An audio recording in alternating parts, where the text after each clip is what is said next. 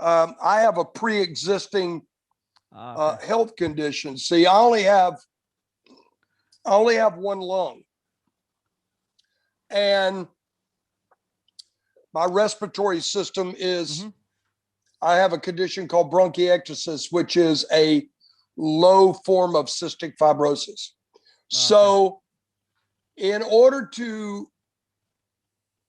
for a vaccine to work on me, it can't tear my immune system down, which we're hearing over here, that the Moderna or the Pfizer vaccine depletes your immune system in order for it to work. Oh, okay. Now, Johnson & Johnson just came out with a new one. And from our understanding, the new Johnson & Johnson vaccine is built on a totally different platform, and it works in conjunction with your immune system. Oh, okay, that's good. So when that one becomes available here in Florida, which should be within a week, then I'll talk to my doctor and see what my doctor's advised me to do, and then take it from there. So, okay. Yeah, hopefully we'll all be vaccinated soon, and we can get back to live music and everything else, right? yeah, I know, man. There are, from my understanding and stuff, Johnny, Gary, and I stay in touch. We've stayed in touch for a year over this whole thing, at least a couple of times a week, maybe more. And we hear that we're going to have somewhere between, before the end of the year, we're going to have between 25 and 30 shows. Oh, that's nice. So, believe me, we are so ready to get back out and, get back to having live music again, Yeah. I don't really know. Gary and I, and Johnny, we talked about it, but I'm not quite sure. I don't know what to think about this whole thing. I have a lot of thoughts on it. Probably some that, that are pretty interesting, I guess. The one thing that I never do, that I don't like to do, is I never like to discuss politics and religion. I feel that a person's beliefs is in himself, should be held within themselves, maybe discussed with family members or, close personal friends. But, there are so many fans out here in this world of Lynyrd Skynyrd's and, all of us personally. And the one thing that I don't ever like doing is for, I don't like, really, to be honest with you, I don't like the entertainment industry being used as a platform, to bash on people for, for their religion or for their politics or, being a Native American, and my blood is mostly, Native. As you can see, I'm proud of my heritage. Absolutely. Yeah. But, we Natives, our religion mine's more of I believe in spiritualism. I believe in life after death, and, but I don't go around preaching that all the time. I mean, it's my belief and I do that. As far as politics, well, being a Native over here, you can imagine what my feelings on politics and politicians are, Yeah. So I'll just leave it at that. You know what I mean? But as a public figure, are you expected to take a stand? As I guess you are, right? I would imagine people would expect us to take a stand, but I take a stand for everybody. I take a stand for what's good in this world. I mean, we have been besieged, we've been besieged in the last 20 years or whatever by so much rhetoric and so much bad. Absolutely. That I don't want to be the voice, and stand up there on my, my platform and preach, to people. You know what I'm saying? Yeah, absolutely. When you'd rather play music, I guess, right? Yes. I mean, you and I are sitting here tonight, and maybe we have the same beliefs. Maybe we have totally different ones. But guess what we're doing? We're sitting here talking together. And to me, I'm having a good time. Yeah. And I'm enjoying your friendship. And, that's what I want. Yeah. You know what I mean? Yeah. I think that's the problem, right, Ricky? Yeah, especially in an era of social media. There's so much toxicity and hate, and social media has kind of amplified it, right? Well, yeah. I mean, if you really get down to it, if you stop to think about how much, as you say, toxic waste is on social media. Yeah. Yeah. And, instead of using, I mean, I'm not saying that all the social medias, hasn't done some good, but I'll tell you what, for me, it has done a lot of bad. Mm-hmm. And hey, at the end of the day, man, why is it in this world? We're all in this world together. Okay. You and me and whoever. Why is it that we can't figure out a way to go around this world together without all this rhetoric? I'll tell you something. Mm-hmm. Because it's the same thing that my fathers and grandfathers and grandmothers had to face here in America. Because when, the Europeans landed, they had to face the invasion. They had to face, people wanted the power, and people wanted the riches and all that stuff. So here's these natives that really don't, they looked at it. If you look in the Declaration of Independence, you will see where it calls us savages in the Declaration of Independence. I've got a t-shirt that's got the quote on it, Okay. Okay. We're the savages, huh? All right. So it's like when everything happened over here, we like anybody else, our home was being invaded. Mm-hmm. And we would do like anybody else. We would fight back. We would fight for our home. Absolutely. And you know what? But those days were then. Now we're here. And I'll be really honest with you. I look at some of the people, that's out here doing what they're doing in the streets and in the cities and stuff. I'm not sure what they're fighting for. Yeah. I don't even think they know what they're fighting for. Absolutely. Yeah. So on a better note, man, I kind of got off on a tangent there, but you know what? I love music fans. Mm-hmm. We have music fans from all walks of life. Yep. And all over the world, I grew up here in India. I grew up in India listening to your music, listening to Lynyrd Skynyrd and listening to Blackfoot. Yeah.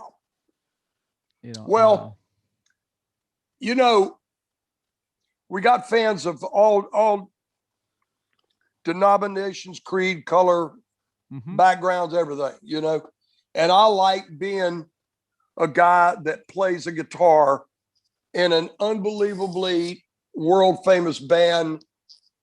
And I like letting it be that. Yeah. I love people. I love talking to people. I'm a people person. Yeah. A lot of people get on me for being so, some people get on me for being so outgoing and so, not being reserved enough or whatever, but I can't do that. Yeah. You know what I mean? If somebody comes up to me and wants to talk to me and it's Rickey Medlocke. Yeah. And they don't expect it because I like talking to people. You know what I mean? Yeah. So, hey man, I've often said this, bro, we only get one shot around this world. Absolutely. In this life. Yeah. You got to make it the best one you can. Yep. I saw you guys for the first time at Hellfest. I was shooting at Hellfest. I think it was 2019. And I saw you guys there and I shot your set. And, I was looking at your tattoos, and then I came back and I read about it. And I think you have a tattoo of Crazy Horse, right, on your arm?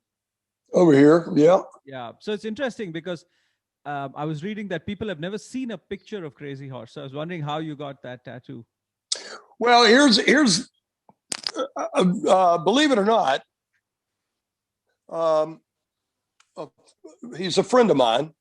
Okay. And I haven't heard from him in a while, and I've been really kind of curious to know where he's at. But there's a lot of in history written that there was no pictures, that there was pictures. This one particular image on my arm, okay, many years ago, I saw that image, and that image hit me so weird. I mean, it stuck with me in my head for years. So I got to looking, in history on Crazy Horse, and I got to, investigate. And I love years ago, I loved to read about our native ancestries, and I loved reading about the Lakotas, and where I felt, where my blood came from, and I really had this thing at a young age about Crazy Horse. And, a lot of people have this thing about Sitting Bull and Red Cloud and stuff like me. I had this thing about Crazy Horse. I felt that interesting, kindred kind of spirit. which leads me into a whole thing that a lot of natives believed in, was life after death. And, and I almost felt years ago like I rode with him, in another life or whatever, But a lot of people go, there ain't no such thing in reincarnation. And I don't know that, who knows? After we leave this world, maybe we'll find out. You know what I mean? Yeah. But I came across this image one day in one of my books. And it said right there in the book, it said, pardon me, that was the image of Crazy Horse. As witnessed by another native. So fast forward, when I was inducted into the Native American Music Hall of Fame, the two inductees that inducted me into it was none other than Lance White, Magpie, who is the great grandnephew of Crazy Horse. Wow. Okay. And also Houston Geronimo. Okay, the great great grandson of Geronimo. And what's interesting was we're standing backstage, and you could visibly see my arm, and Lance is standing right here. And somebody come walking by and said, "Hey, you've got him on your arm." Right? Yeah. And I kind of looked at Lance and we just laughed. We kind of laughed. I said, "I'm telling you, man, that's his image." Amazing. That picture of Crazy Horse. And I don't know about anybody else, and maybe one day in the next life I'll find out if it's true or not, but I really believe that's him, you know. Wow, amazing. Because I remember talking to Chuck Billy of Testament, Mm-hmm. and I think Chuck has got some Indian blood in him as well, right? Yeah. And Chuck was telling me these amazing stories about the healers and how they helped him heal his cancer. Mm-hmm. So yeah, so it was quite interesting because he's a big believer in life after death as well. So Chuck was Right, telling us. right.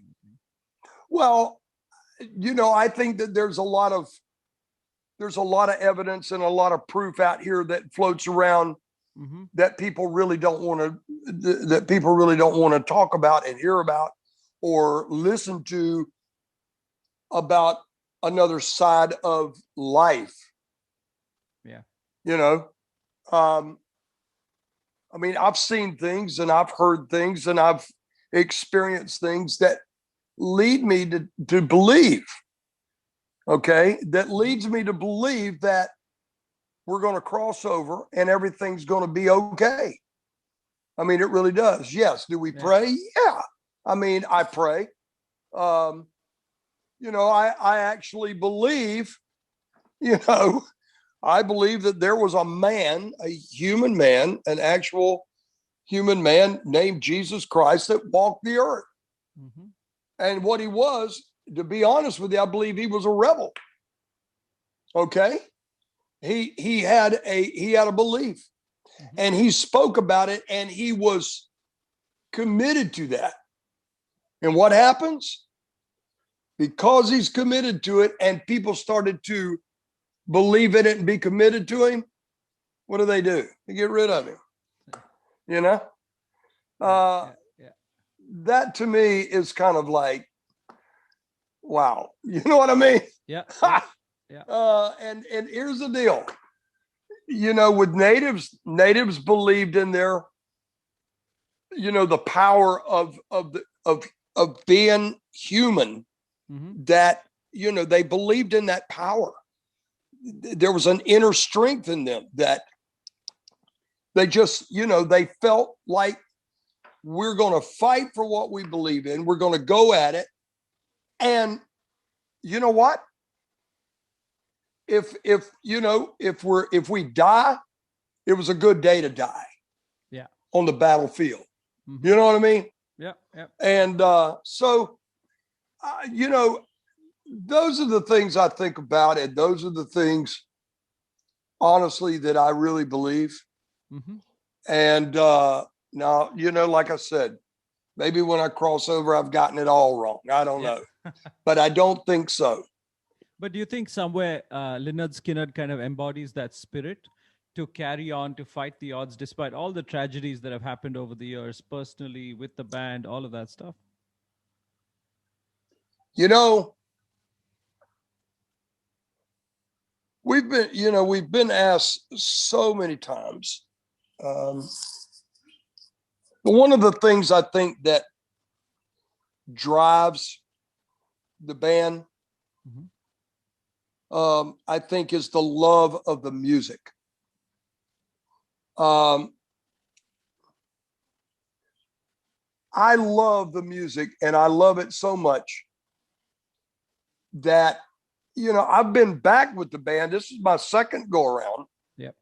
I was with the original band, you know, and a lot of people, you know, some people would dispute, you're not an original member, but you know what? A lot of people think to this day, mm-hmm. you know, Rickey should have been inducted in the Rock and Roll Hall of Fame, you know, along with the band members, because he was there and I was there for two and a half, going on 3 years. Yeah. So, but that's okay. I know what the Rock and Roll Hall of Fame is all about.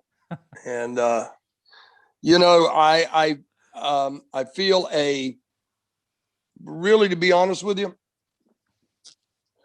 I feel a prejudice there. I feel a conceit there.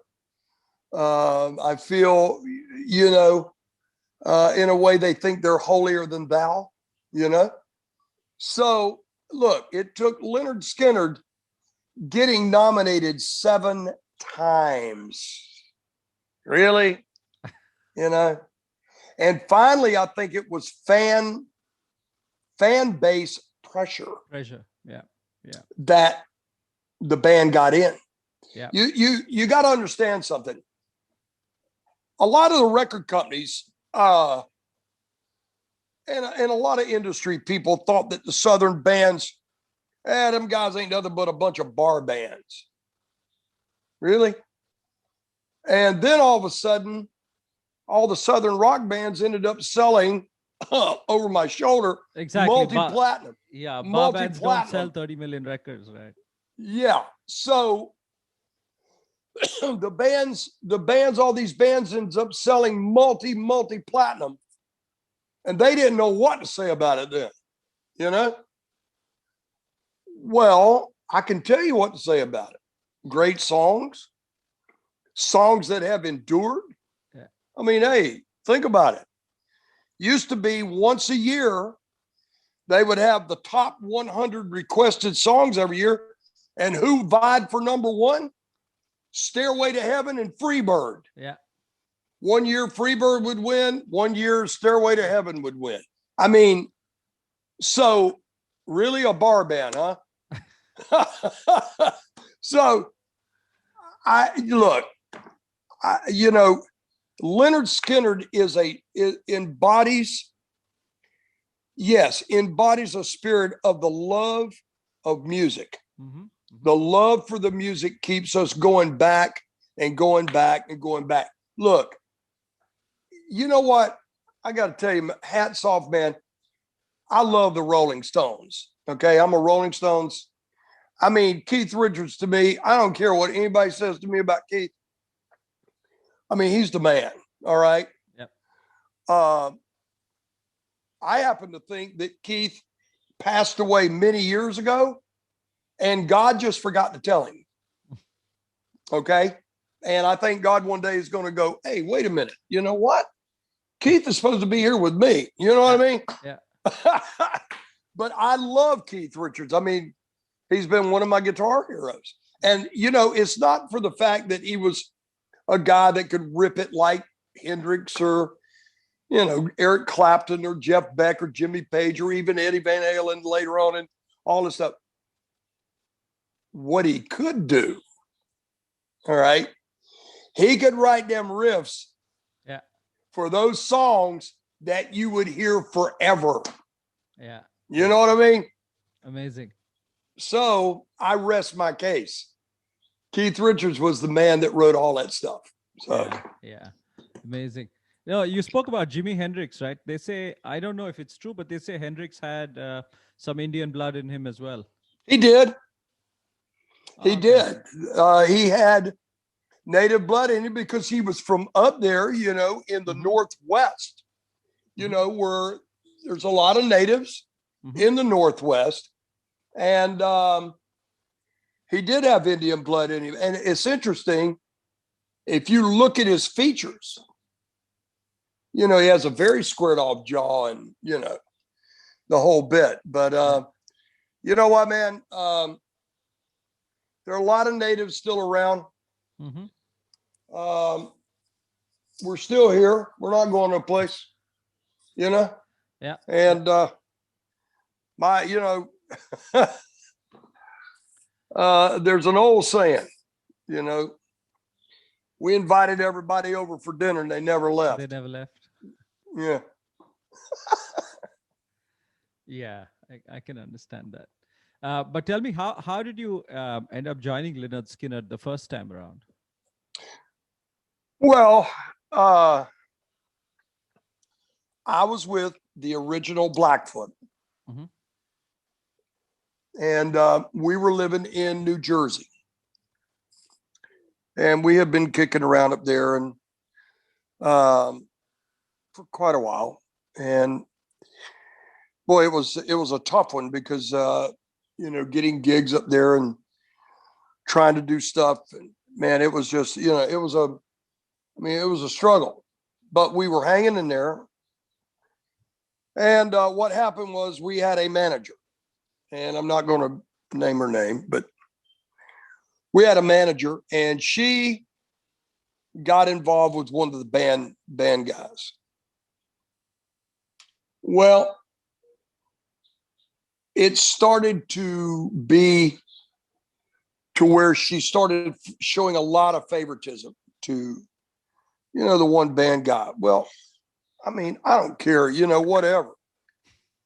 But if you're going to be on the playing field, you got to play right down the line. Well, things culminated, and I got really frustrated.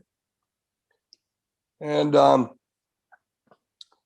so I finally got to the point where I was frustrated enough to where we weren't getting the gigs. She was supposed to be getting us the gigs. We weren't getting the gigs. So I happened to have, it was weird. I happened to have Alan Collins's phone number. And I called up Alan and I said, Alan, Rickey Medlocke. Hey, man. I said, look, I'm unhappy with my situation. And I wanted to know, I'm calling you up to see maybe if you guys need a roadie or maybe a truck driver or, people to unload, set up the equipment. He goes, why, man, what's going on with you? I said, well, I'm up here in New Jersey and it just ain't happening with Blackfoot and I want out. So he says, you know what you need to do? You need to call Ronnie. Mm-hmm. So he gave me Ronnie's number and I called Ronnie. And Ronnie gets on the phone. And I said, Ronnie, Rickey Medlocke. Hey, man, how are you? I said, I'm okay. I said, I'm up here in New Jersey and I'm unhappy with my situation in the band. And I said, just like I told Alan, I said, I was wanting to know if, you guys needed a crew guy, pardon me, a crew guy or a, truck driver, whatever. I want a gig. I need a gig. He goes, you still play drums? And I said, well, yeah, I can play drums. He said, man, we used to come in the comic book club and see your band there. Man, you play drums good, I said, yeah, I can play drums. Why? He said, well, we're losing our drummer, quit the band. Mm-hmm. And this was Bob Burns.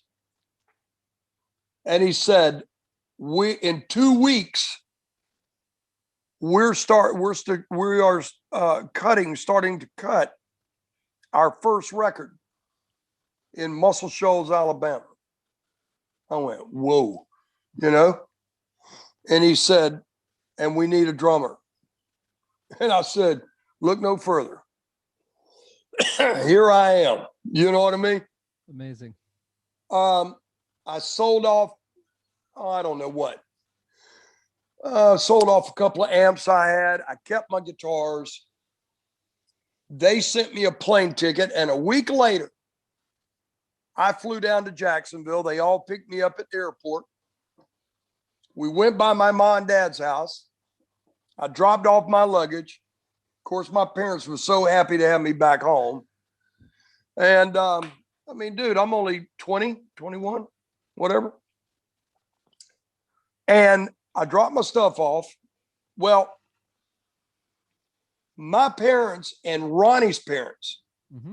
They already knew each other because my dad used to have his own bands and was on the road with a lot of different people. But he had his own bands and would have his own entertainment square dance shows in Jacksonville. And Ronnie's parents would come out to the dances. So we all kind of knew each other like that, right? And I knew the guys from Skynyrd because they played the comic book club. We played the comic book club. They would play Woodstock Youth Center. We'd play Woodstock. I mean, in Jacksonville, it was all over the place. And so we all knew one another. Amazing. Okay, so I fly down there. We go by my parents. I drop my stuff off, and I head to the rehearsal room and started to rehearse what people knows now, but at the time, what would become supposed to be Lynyrd Skynyrd's first album. Well, it's history now, but that record came out after the plane disaster in 78 as Lynyrd Skynyrd's first and last. And then they put out a whole collection called the Muscle Shoals Sessions. Oh, okay. And I'm the drummer on all that stuff. I played some acoustic guitars. I sang vocals and some lead vocals on stuff. And, you know, it's interesting because I don't know. I think back in those days, man, and I wonder, had it worked out that I had stayed with the band. I mean, I kind of know what would have happened, but right now. But you know, after everything that happened, and I got back with the band, it was a very interesting thing. One night, we had just played London, and we were on the bus, and we come out of the hotel. We got on the bus. Gary and I are sitting upstairs, and he punched me and he tapped me on the arm. He goes, "Where were you that day?" And I went, "What are you talking about?" You know? He goes, "That day, where were you that day?" And then I caught on to it. He was wanting to know where I was, you know, when the plane disaster happened.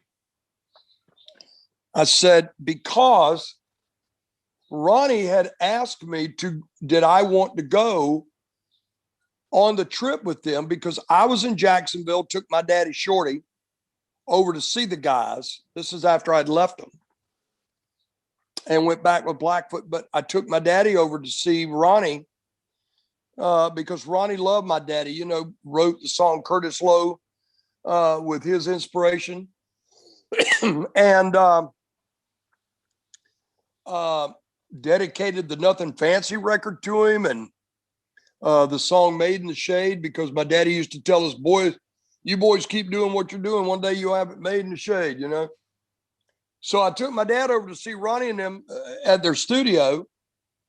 And Ronnie at the time had indicated to me if I wanted to come travel with them, you know, they had their own plane, and come travel with them. Maybe I could get up and jam or just hang out or whatever I wanted to do, you know? And ironically, I ended up getting shows with Blackfoot, and I couldn't go. So Gary wanted to know where I was that day, the day that they flew out of Greenville. Well, the day they flew out of Greenville, Blackfoot came into Columbia, South Carolina. We were right down the road. And I was playing that night. And right at the end of our show, around 11 o'clock, is when a guy came in and said, we had just finished. The guy came in and said, "Hey man, did you hear about your old bandmates?" And I was like, "What?" He said, "Yeah, Lynyrd Skynyrd had a plane crash this afternoon, early evening." I went, "What?" I was freaked. I went home and I called my parents, and my dad picked the phone up less than one ring. And I said, "Dad, just please tell me it ain't true." He goes, "It's true. And they just announced on the TV that Ronnie was one of the guys that died." So that was my first go around with Lynyrd Skynyrd. My God. And I got back with the guys. And so when I told Gary that, I said, "You know, Gary, I often wondered to myself, if I'd have been there, I had been there, maybe I could have said something or, you know, done something to change, you know, change whatever, you know, was going to happen." He goes, "Rickey, there was no change in it, man. When Ronnie had his mind made up, he had his mind made up, and that's the way it was." And he said, it wasn't meant for you to be there then. It was meant for you to be here now. Amazing. And that's been 25 years ago, man. Amazing. But what I find interesting in all that is that you called Ronnie, when you called Ronnie, you didn't ask for a gig as a musician, but you wanted to know if you could roadie for them or drive the truck. What an introduction, huh? Yeah. Well, was that because you thought maybe you just wouldn't be good enough to play with them? Is that no. I mean,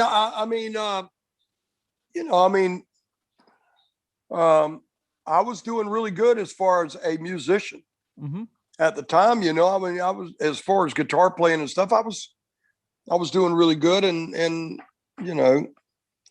then when he said drummer, I said, yeah, I still play drums. Well, hell, man, I hadn't sat on a set of drums in, for 2 years. You know what I mean? Yeah. But for a week, see, Blackfoot, we lived at a band house. It was kind of it was the old governor of New Jersey's palace. And there was about 3 or 4 other bands that lived there as well. It was like a commune back then, a bunch of freaking hippies running around, man, doing whatever hippies do and stuff. And for me, I couldn't smoke at the ganj, and I couldn't do the LSD and all that stuff back then in the 60s and stuff that everybody did. So, my drug was the music. But man, I get to thinking about it, man. We had a house full of hippies and hippie chicks running around and all that good stuff, But I sat on a set of drums. I borrowed a set of drums. I think I actually I started getting my chops together on Jack's drums, I believe, because I think he went off somewheres. I don't know. But anyway, I was pretty well ready when I went down. But what was it about Ronnie? What was special about him? I'll be honest with you, man. He just had a gift. He had a beautiful gift about him. He was very street. And he could put into words what, you see, I look at a songwriter, and I've looked at all the great songwriters in my life. And they're like an artist with an easel and a canvas. Artist paints a picture, you see it. A songwriter writes the lyrics, but he paints the picture with words that in your head you can see it. That's genius. Yeah. And to me, my 2 favorite songwriters, I'm telling you, Ronnie Van Zant and Bob Seger. Those are my 2 favorite songwriters, because I can see, my God, think about the songs that Bob Seger wrote. Oh, yeah. Little too short, could have used a few pounds. Tight pants, points all around. Dude, he just had, God, he had some incredible. Ronnie, think about it. Whiskey bottles, brand new cars, oak tree in my way. Too much coke, too much smoke. Yeah. Look what's going on inside you, So, boy, just genius. And here's the thing. My daddy, a lot of people's often said this. You get one genius in the family, boy, you've done a lot. You know what I mean? Einstein's parents must have been mofos, boy. They must have been stunned. So, I don't know. There's a lot of great songwriters that's been out here, man. I don't want to shortchange nobody. Forgive me, because the Beatles, look what the Beatles did, man. My God. You know, kudos to all these great songwriters that you've heard in your life. Yep. And you know what, man? Ronnie is to me was a Southern poet. You know, he was a Southern poet, and boy, there's no telling what he would have accomplished had he lived. And I got to tell you, man, I'm so thankful and honored.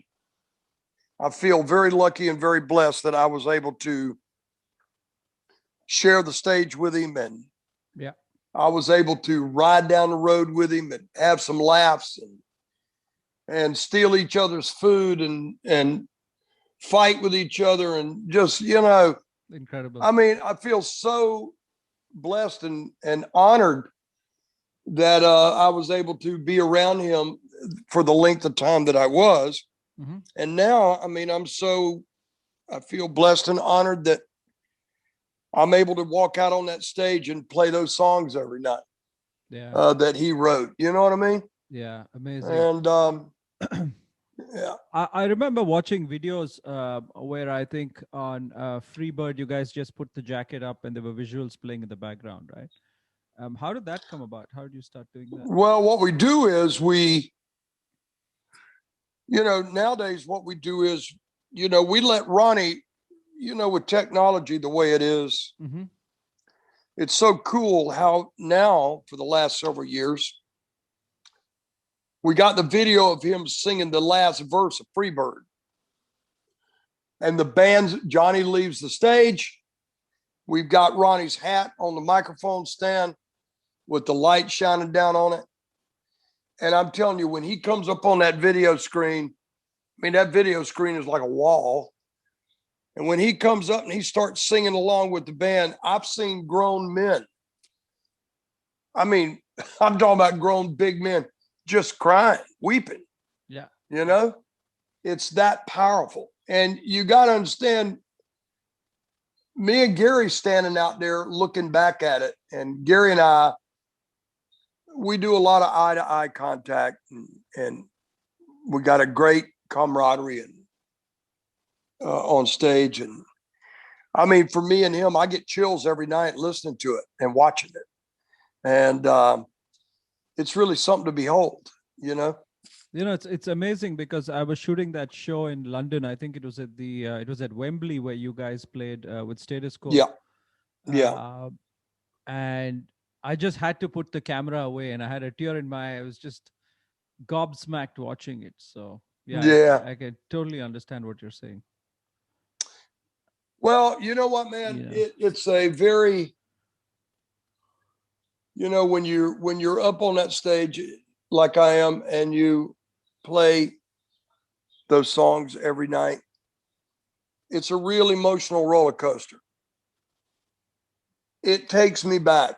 Every song takes me back, and every song makes me think where I was when I first heard it, or what I was doing, or who I was with, or, you know, it's amazing to me. You know what I mean?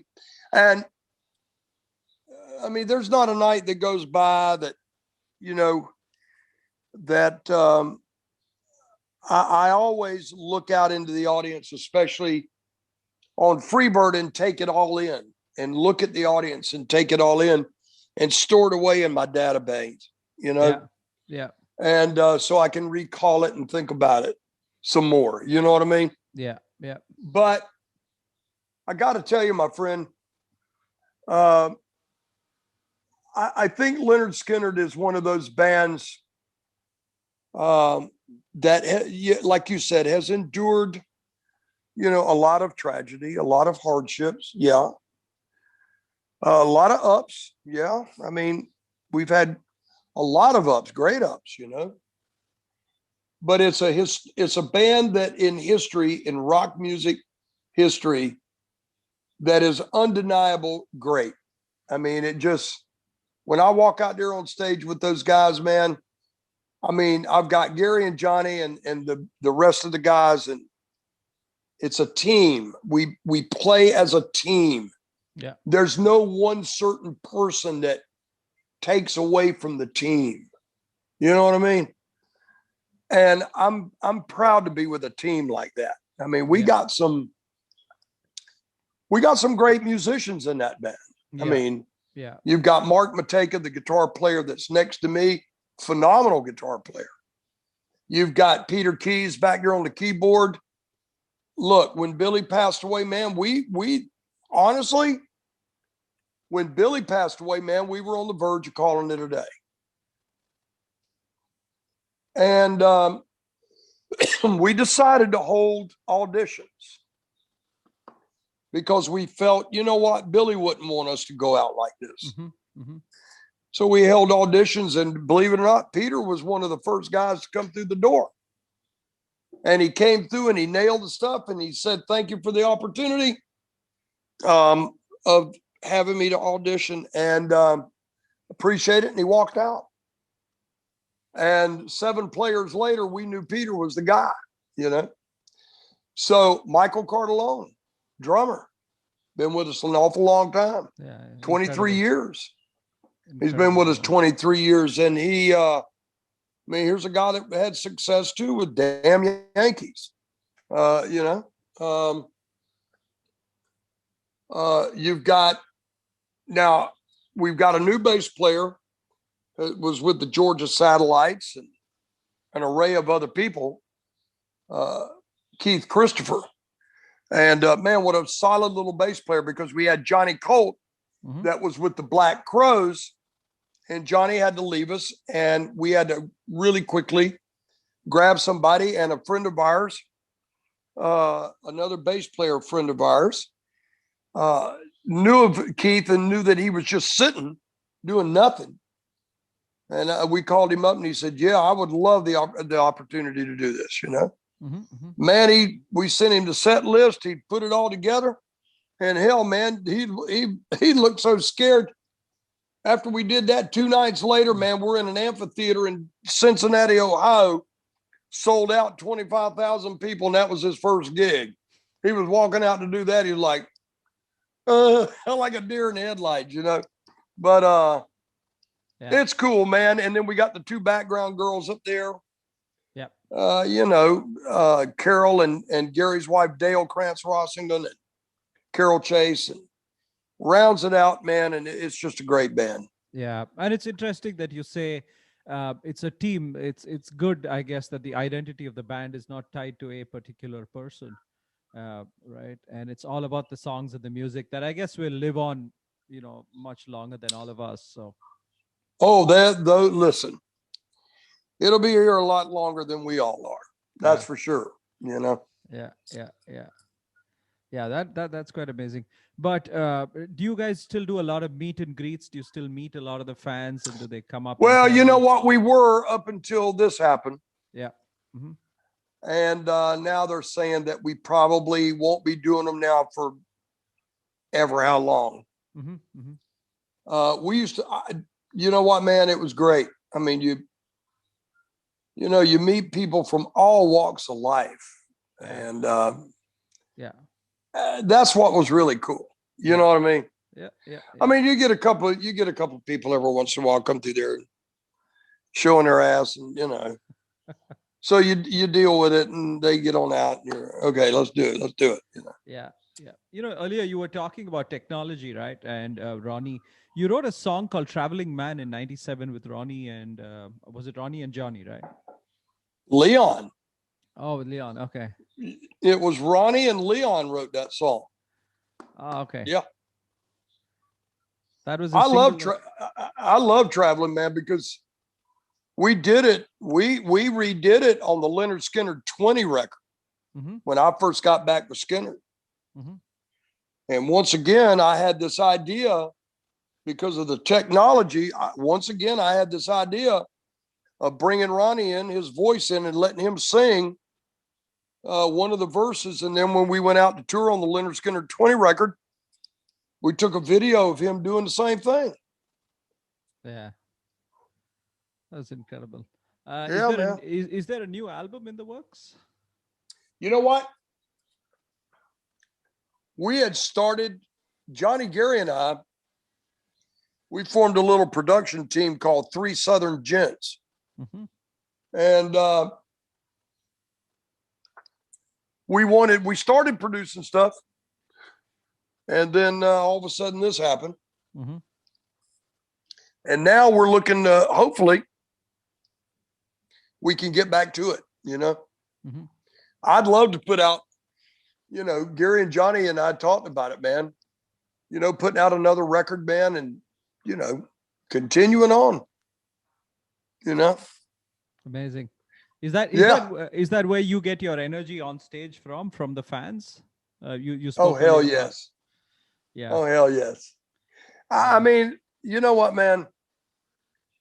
There is nothing. I mean, it's hard. There's hardly anything like walking out on that stage and seeing all those people, man, and knowing that they just are there to hear that music. It's that important to them. Yeah. You know what I mean? Yeah. Yeah. I remember we played the Jacksonville Jaguar Stadium in Jacksonville, mm-hmm. where the football team plays. And the coach for the Jaguars is standing over here next to me. And we had 55,000 people in the stadium. And we're getting ready to go on. And the coach looks over at me. Doug Moran looks over at me and he goes, "Man, I wish we could put this many people in the stadium." And I looked over at him. And I know he thought I was a real smart ass saying it, but I looked over at him and went, "Well, you start winning some games and you probably would, you know." But there's nothing in this world, man. There's no better high mm-hmm. to me than that kind of energy and that feeling. Mm-hmm. Mm-hmm. Going back a little, Rickey, who inspired you to play the guitar, or was it a particular musician? Or? Oh, that was easy. I mean, I started out playing. If you've read anything about my history or whatever, mm-hmm. I started playing banjo at the age of 3 years old. Mm-hmm. And then along come Elvis. And, when I was 5 years old, I started listening to Elvis Presley. Mm-hmm. And he's playing guitar. And then my dad had his bands. And he had a great guitar player in his band. My dad, Shorty, grandfather, mm-hmm.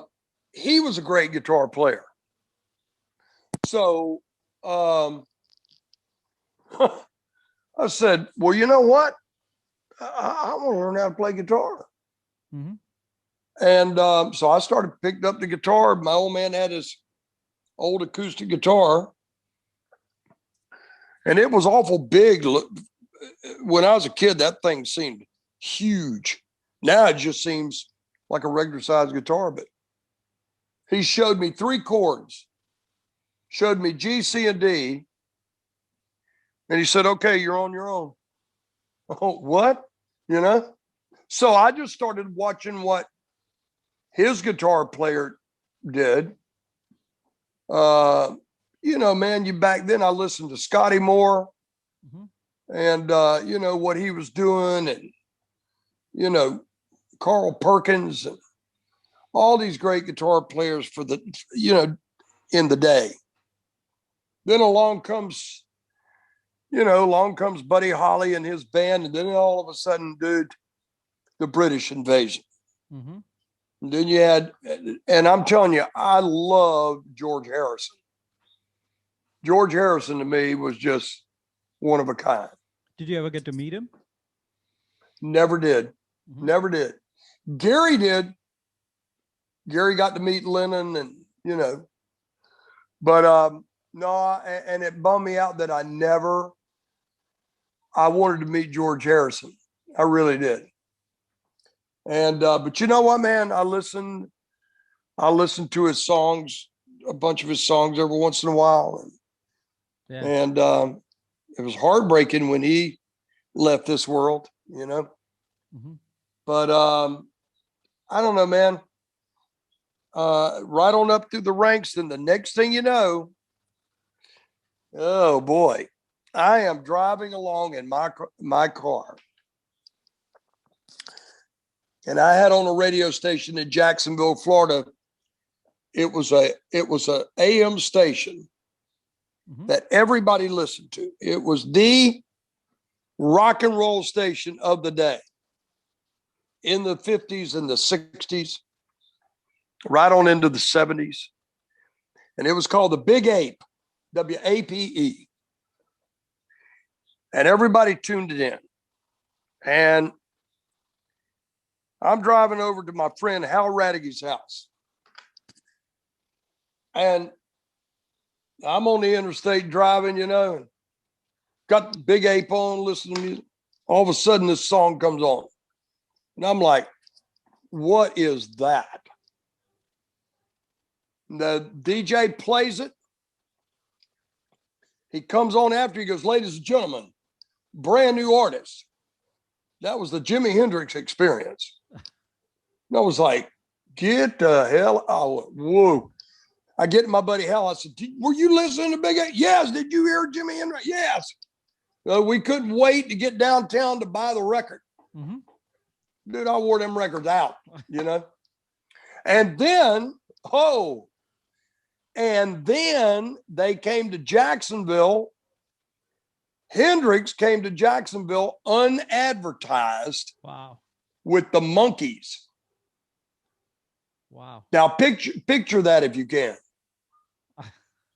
Right after that's when he got kicked off, when he quit the tour. He just couldn't deal with it anymore. Then I got to see him again come to Jacksonville, then again in Woodstock. Oh, you were at Woodstock? Oh, yeah. You want to know who I thought the best band was there? Sly and the Family Stone. Oh, wow. They were badass. There was something about that night. And there was a lot of great artists. Don't misunderstand me. Yeah. But there was something about that night when they went into Higher. Oh my God, they just kept going with it and going with it and going with it. And you look back at the audience and there's fires and there's all this stuff, and the sky was just illuminated. And you were high. I mean, you were just like, whoa. I mean, they didn't want to stop playing that song. Amazing. And when they did stop playing it, it was like you were spent, you know? Amazing. Yeah. Amazing. What an experience, right? Oh, yeah. You know, you were saying we had a lot of people taken from us. You were talking about George Harrison, Eddie Van Halen, Chris Cornell, all those guys. Did you ever get to meet Eddie? Did he have an influence? I got to meet Eddie on a couple of occasions. Yeah. I mean, he was cordial, very cordial, very, you know. The one time I met him, he was pretty high, but, you know, he was cordial. The one guy that I had a lot of respect for, and you just said his name, Chris Cornell. I got to meet Chris Cornell and tell him that I thought that, to me, he was the baddest ass modern day singer of our era. Yeah, yeah. And I'm glad I got to tell him that. Yeah, yeah. And it really freaked me out when he passed. Really did. Yeah, you know, there's been so many, you know what, man? There's been so many great ones that have, you know, that have left us, in my opinion, too soon. And Ronnie was one of them. Yeah. But anyway, life goes on, my friend. Yeah. Yeah. Last question, Rickey. Yeah. What do you think of the music today? What do you listen to? It's an interesting question.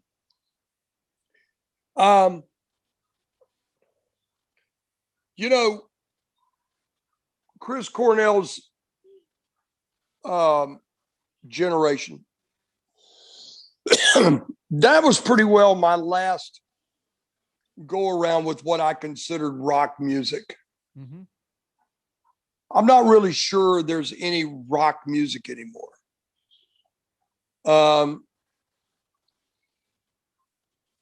You know what, man?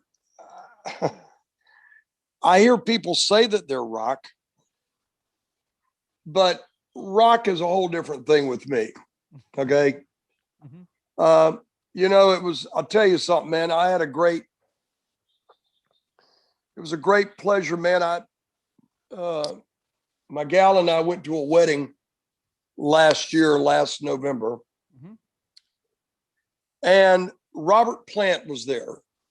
And I had met Robert years ago when he was doing his very first solo record. Mm-hmm. And so he was there, and she had played with him on stage when he would come into this place she was playing called The Joint. And it was interesting. He remembered her. And it was kind of interesting, man. We stood there talking to him, and we kind of started touching on, you know, going back and thinking about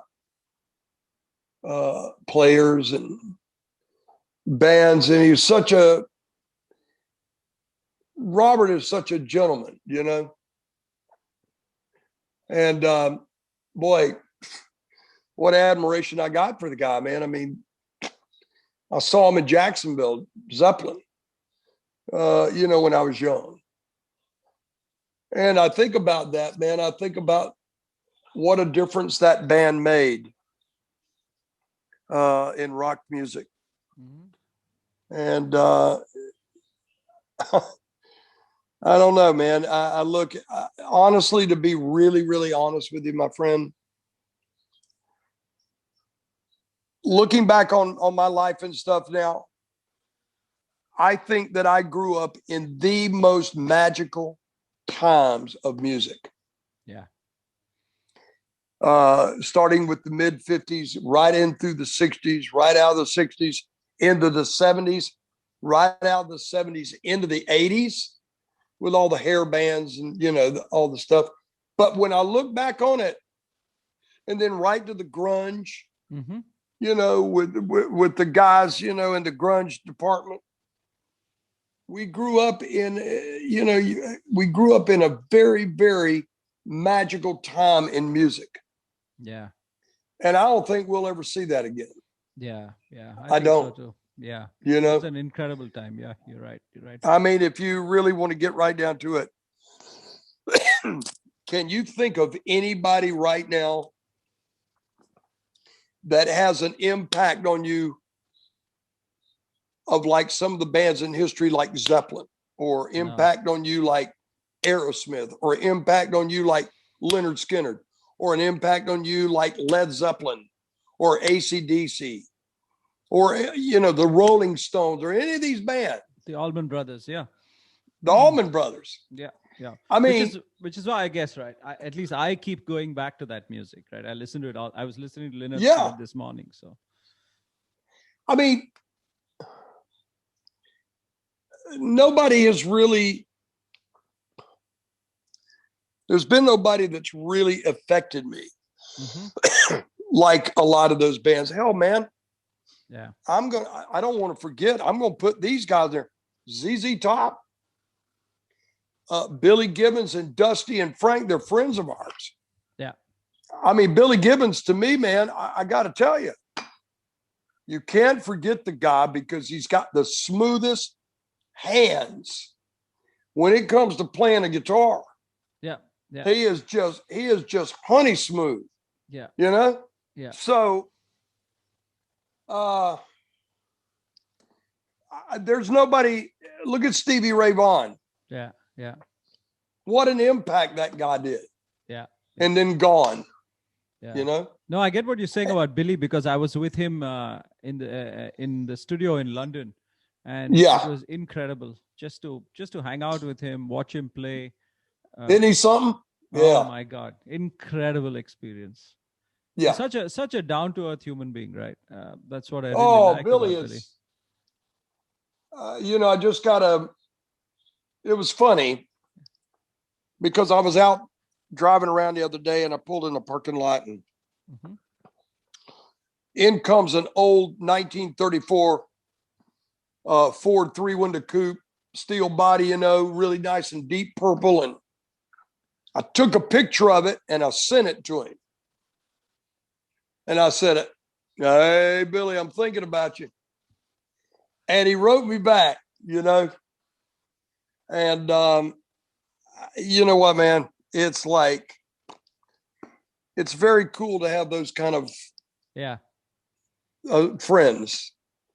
Like now, after all the years of admiring him and really, really having a lot of respect for him, Paul Rogers is a good friend now. And I love that guy as a singer. He was the dude, Incredible.